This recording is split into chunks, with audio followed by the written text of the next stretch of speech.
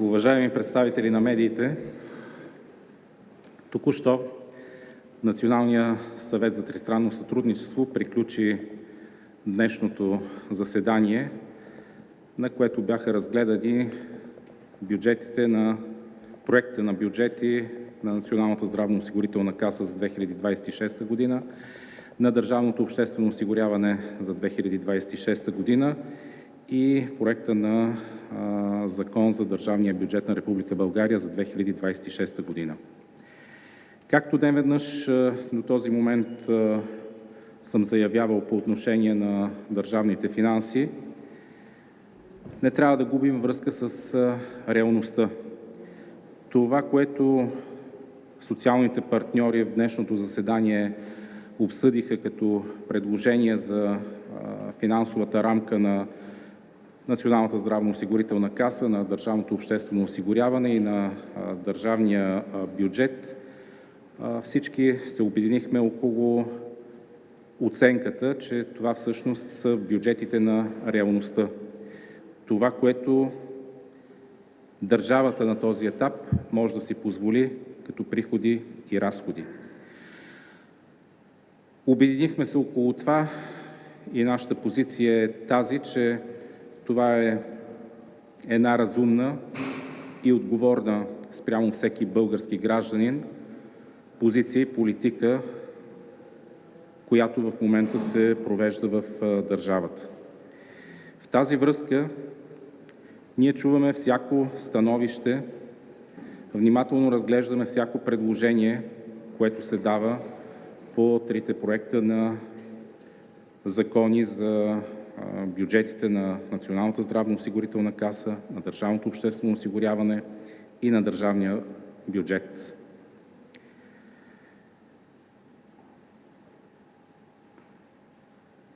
Социалните партньори принципно подкрепят проекта на Закон за бюджета на Здравноосигурителната каса за 2026 година, с изключение на позицията на Асоциацията на индустриалния капитал в България, която не подкрепя законопроекта. Националният съвет за тристранно сътрудничество не постигна и пълно съгласие по проекта на Закон за бюджета на Държавното обществено осигуряване, като социалните партньори подкрепят подусловие проекта, с изключение на Асоциацията отново на индустриалния капитал в България, която се въздържа от подкрепа. Националният съвет за тристранно сътрудничество не постигна единодушна позиция относно проекта на Закон за държавния бюджет на Република България за 2026 година. Работодателските организации подкрепят подусловие, с изключение на Асоциацията на индустриалния капитал в България, която се въздържа от подкрепа. Конфедерацията на труда подкрепя не категорично, а Конфедерацията на независимите синдикати в България подкрепят законопроекта при определени условия. Това накратко е резултатът след консултациите, които проведохме в Националния съвет за тристранно сътрудничество по трите бюджета, които се предлагат за разглеждане от впоследствие Министерския съвет и съответно от Народното събрание. В проекта на бюджет на Закона за бюджет за държавното обществено осигуряване са намерили отражение политиките в приходната част, минималната работна заплата и нейното увеличение от 1 януари 2026 година в размер на 620 евро и 20 евроцента, политиката по осъвременяване на пенсиите от 1 юли 2026 година, минималния размер на пенсията до достигането на 347 евро, среден размер на пенсията 543 евро, в приходната част повишаване на минималните осигурителни доходи, които гарантират и по-високи права за обезщетение на осигурените лица, повишаване на нивото на максималния осигурителен доход от 1 август в размер на 2300 евро, политики, които гарантират права на лицата, политики и проект и ефекти, които гарантират,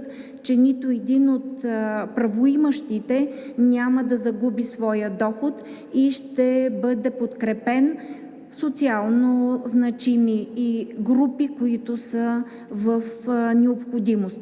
В проекта на закон за бюджета са отразени политиките по отношение на поемането на част от осигурителната вноска от държавните служители, отново при покриване и гарантиране на запазването на техните размери на възнаграждения, които получават, така също и някои промени, които гарантират по-добра контролна среда и възможности за предотвратяване на злоупотреби в осигурителните плащания. Благодаря ви. От името на работодателските организации, както отбеляза и вице-премиера, министър на финансите и председател на Националния съвет за тристранно сътрудничество, Асоциацията на индустриалния капитал в България се въздържа от подкрепа и по трите разглеждани днес проекти на бюджети на Националната здравноосигурителна каса, бюджета на Държавното обществено осигуряване и Закона за държавния бюджет на Република България. Българска стопанска камара, Българска търговско-промишлена палата и Конфедерацията на работодателите и индустриалците в България подкрепиха с редица условия проектите на тези бюджети.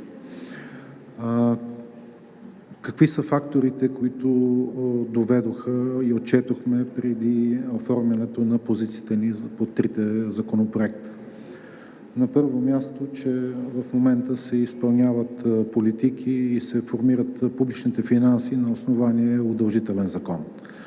На второ място, Закона за бюджета за 2026 година ще действа едва 5 календарни месеца, а и на всички ни е ясно, че времето за анализ, за дълбоки структурни реформи, още повече, че и правителството е на месеци, 3 седмици точно, не можем да очакваме през тази година, но има стъпки в правилната посока, а именно ограничаване темпа на нарастването на разходите от бюджета, запазването на данъчно-осигурителния модел е едно от най-големите достоинства на проекта на бюджет.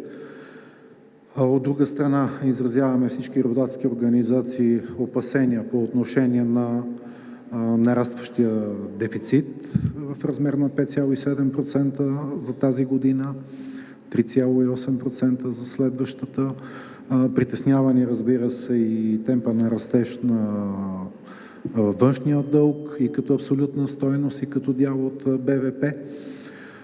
Но нещата, които най-много касаят в законопроекта за ДОО и в държавния бюджет, най-много касаят икономически активните оператори и компаниите в България, предприятията, които създават работните места, които дават възнаграждения, които пълнат хазната и са коректни към бюджета.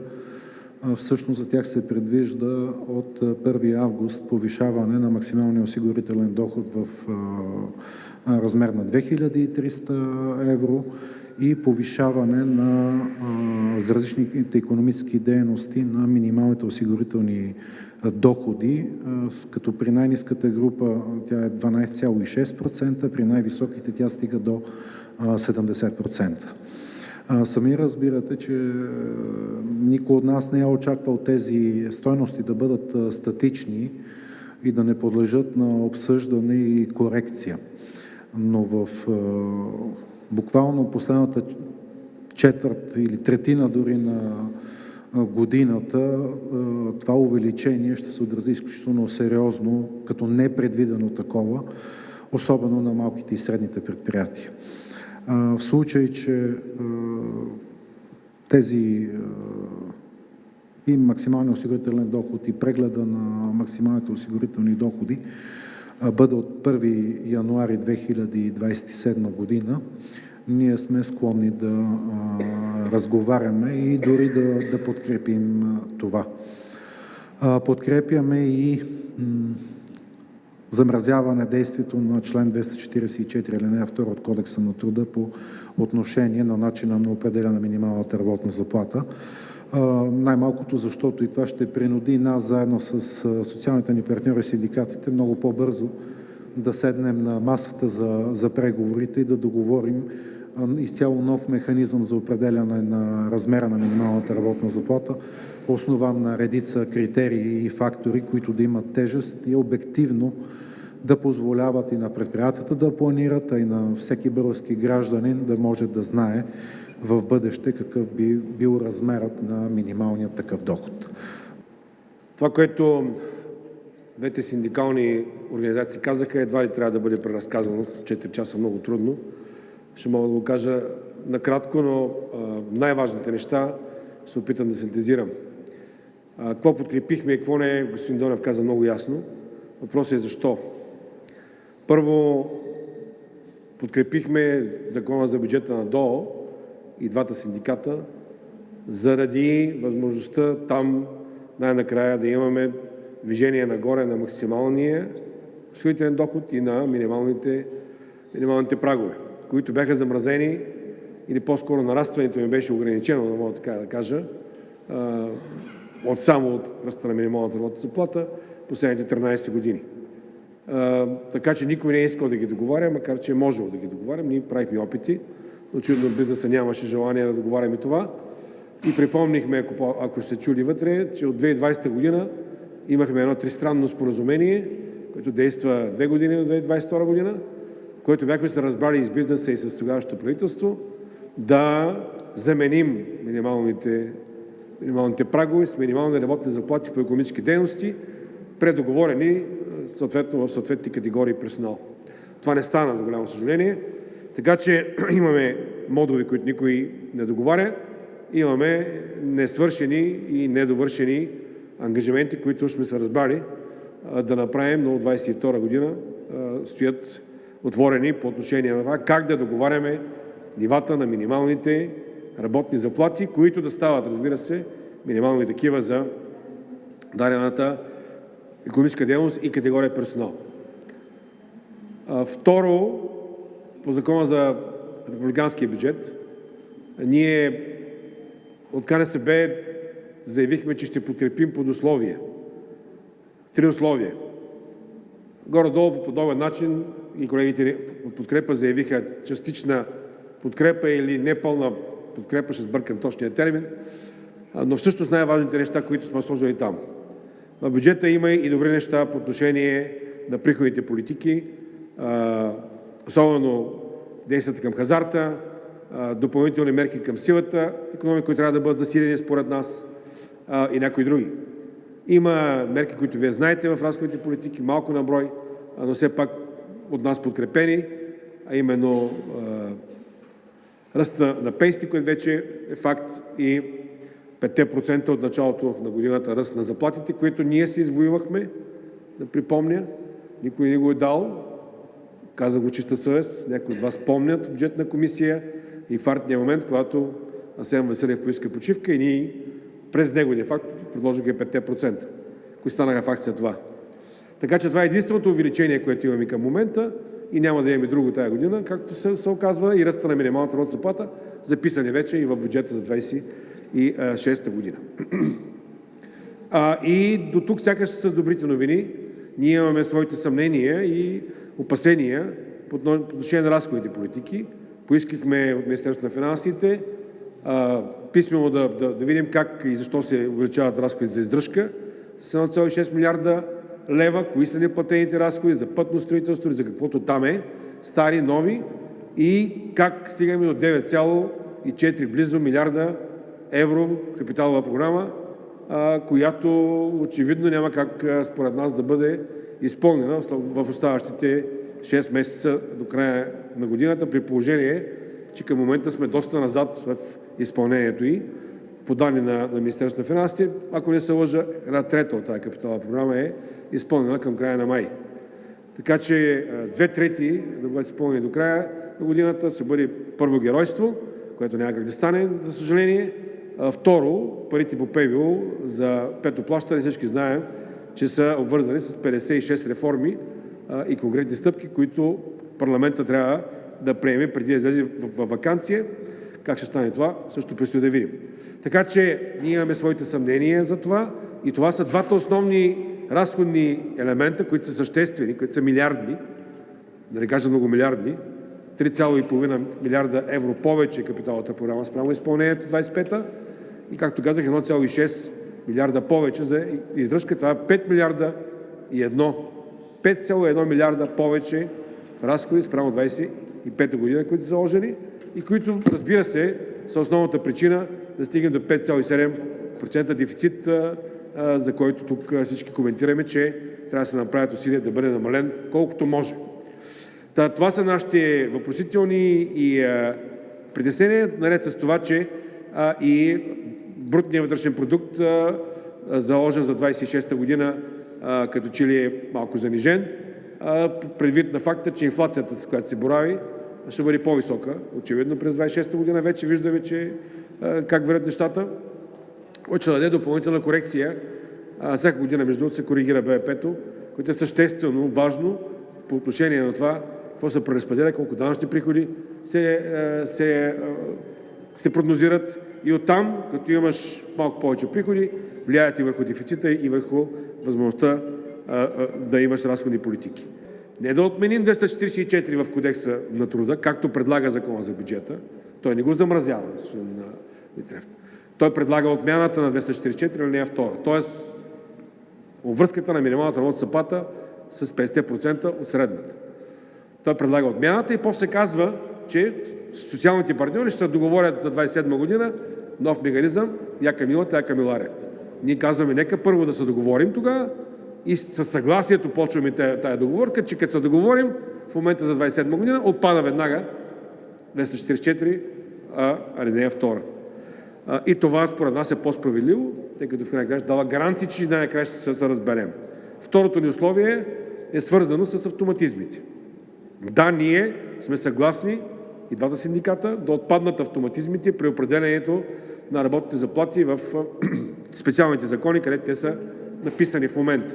При условие обаче да въведем бенчмарк, т.е. ориентир за договаряне на работните заплати в тези системи и всички други, разбира се, издръжката на живота, нещо, което МОТ отдавна, преди 2 години още, ни посочи като посока и даде методиката, т.е.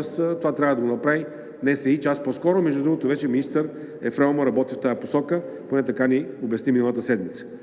Така че това е изпълнимо и възможно да се случи, като обаче автоматизмите бъдат заложени, много казвам, тяхната промяна, както е заложено в бюджет 26, заедно с добавката, че договарянето на работни заплати в тези сектори и във всички други, разбира се, става, като се взема предвид издръжката на живота. И трето, да отложим, това е нашето предложение и условие, да отложим тая дъндания, която ненужно нажежи напрежението. С въвеждането на вноските за държавните служители и орязването на великите 85 милиона евро. Това е орязването. 10% на практика са това за 26-та година. На фона на милиарди, за които говорихме преди малко, ако това е нещо, което ще реши дефицита, здраве му кажи. Няма да го реши. Затова казваме спокойно да отложим за 27 година това, да седнем още от утре буквално, докато се приема бюджета 26-та. Ние нямаме никакви съмнения. Да направим цялостен преглед на администрацията, така бяхме почнали 22 година. Всички тези 18 000 позиции, които има в тая държавна администрация, 304 агенции и структури и да видим къде какво трябва да се закрива, съкращава и да разкрива ново и тогава да направим ясния разчет какво може да се, как да се намалят съответните броя служители, къде да има съкращение и какво да поемат те като вноска от 1 януари 2027 година, но трябваше да поемат и цялата лична вноска наведнъж. Не виждаме никаква пречка това стане, господин Донев. Стига да имаме съгласие как изглежда цялата реформа и тя да има в край на краищата ясно обяснение, че не е само за едните, а за другите нищо. Защото сега в момента за МВР, МЕО и всички останали няма нищо. Те, дето уж бяха с най-големите заплати, тях не им режем нищо. Ние вноски им дигаме да си плащат, нито им режем заплатите, режем някъде другаде. Това са нашите 3 условия, които смятаме за абсолютно изпълними, логични и на всичко отгоре конструктивни, така че в следващите няколко месеца ние да може да свършим цялата работа, която се иска, което е за 26-та да си мини с автоматизмите, разбира се, за да може да икономисаме парите, защото там няма спестяване, но има икономия от ненаправени разходи, които са сериозни, вярвайте, разчетите са около 6 милиона, ако не се лъча, щяха да бъдат разходите, ако действат автоматизмите през 26-та и да ги отменим изцяло, не само 26-та, според мен, като ги заменим, отново казвам, не, аз като ориентир с бенчмарка и издръжка на живота и изцяло да отпаднат от всички закони тези автоматизми, които се ключа в край краща към развързването на инфлационната спирала, т.е. владяването й, която в момента наистина започва да върви много силно нагоре. Благодаря.